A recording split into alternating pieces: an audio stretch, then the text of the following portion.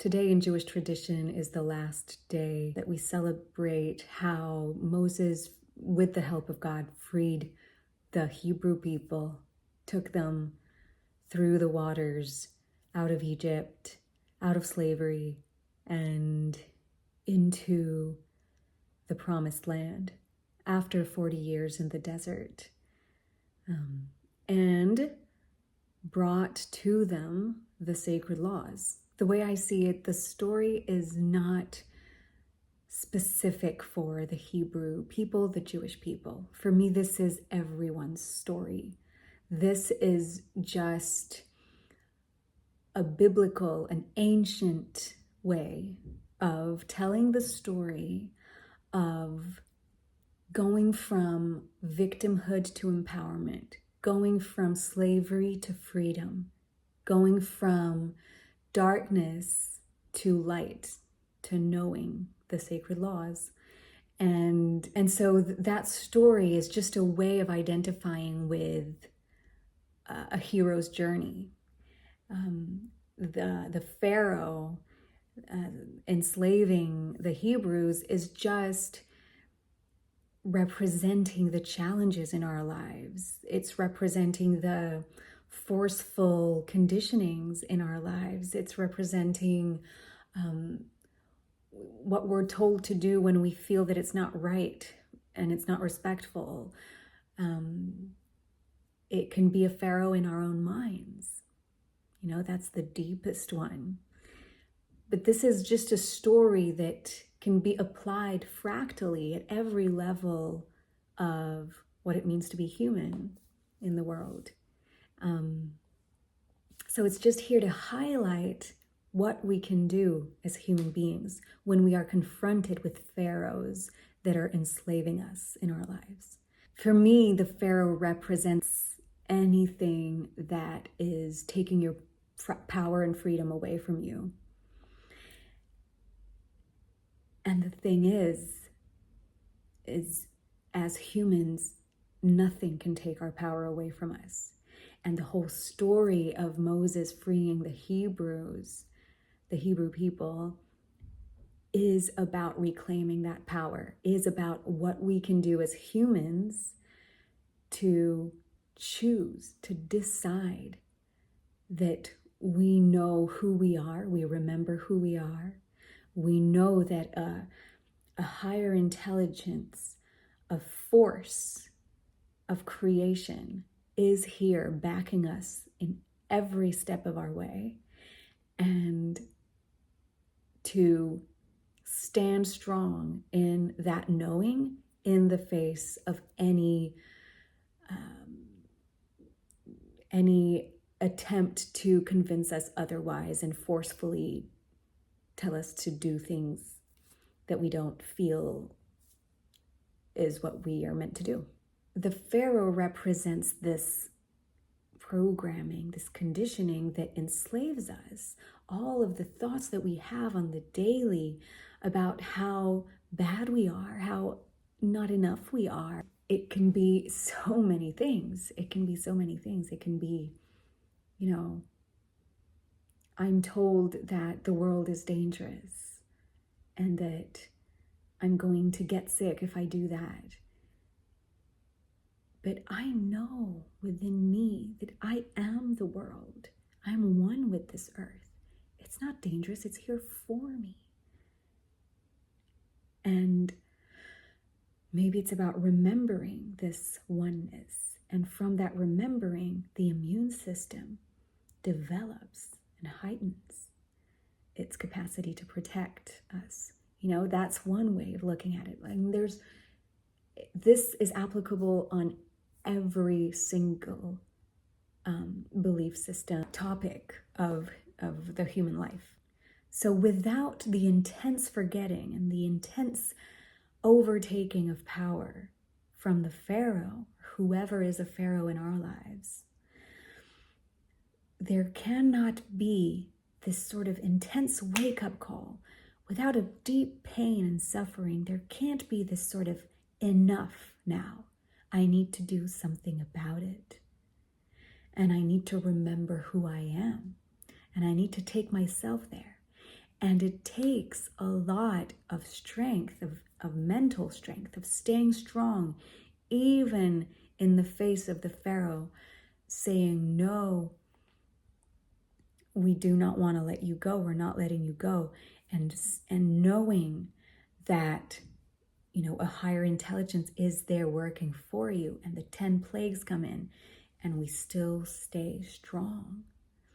And it takes spending 40 years in the desert, undoing all of the ingrained limiting beliefs that we used to have. It takes a long time to detach, to rewire, to stay connected to the new truth, the knowing that we are free, that we are held and safe and unconditionally protected by this higher intelligence.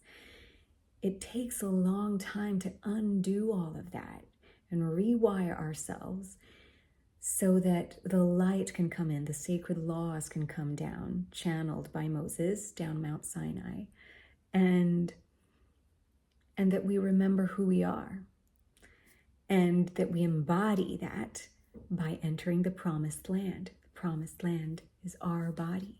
This is home. Our bodies is our home, our temple. So entering the promised land is going from the mind conditioning, logical thinking, fear-based thinking that is very necessary to navigate this world, right? To name things, label things, to understand, how to go forward and where's up and where's down and what color is what. Yeah, it's very necessary to be able to navigate this life. But to go from it being actually the ruler of our lives, the mind ruling our decisions, to our bodies deciding, to allowing our bodies to inform us what the next step is, what our inner guidance is telling us, because that is connected to the higher intelligence that is connected to all, the oneness.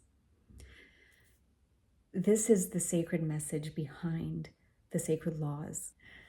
So ultimately, the Pharaoh has a benefit in the story. It's beneficial for us in the story. This is the way that we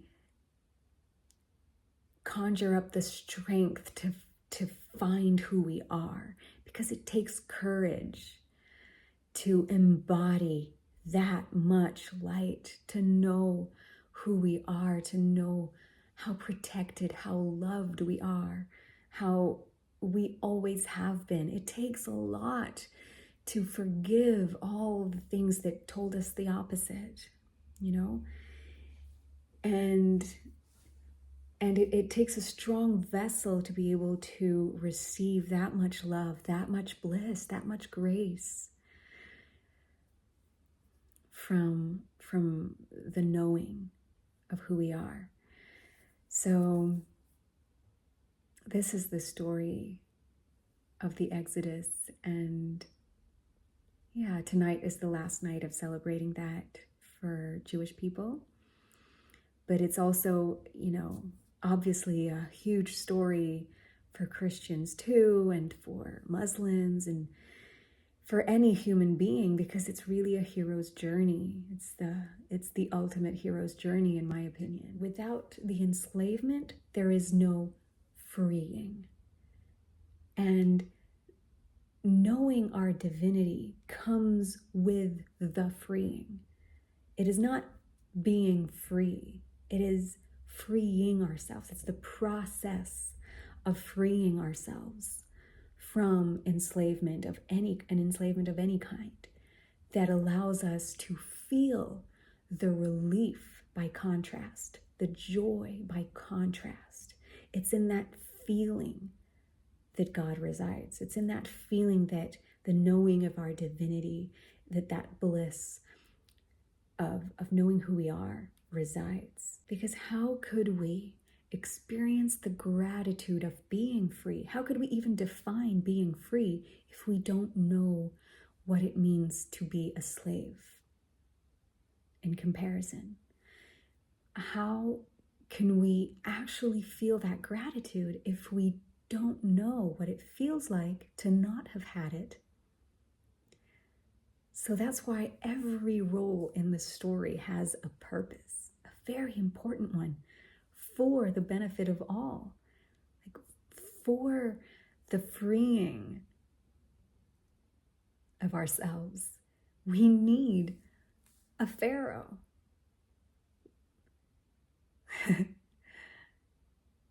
But then it's up to us to sovereignly take action, standing strong in that knowing of what feels true, in the face of a vicious pharaoh that wants to keep us attached, just like our limiting beliefs want to keep us attached to them. And it's not out of evil. It's all made for us ultimately because it's testing our strength. How can we embody how strongly we know who we are if we're not tested and confronted by a challenge and still choose to remain centered in who we are and what the truth is and how protected we are and loved we are, abundantly provided we are?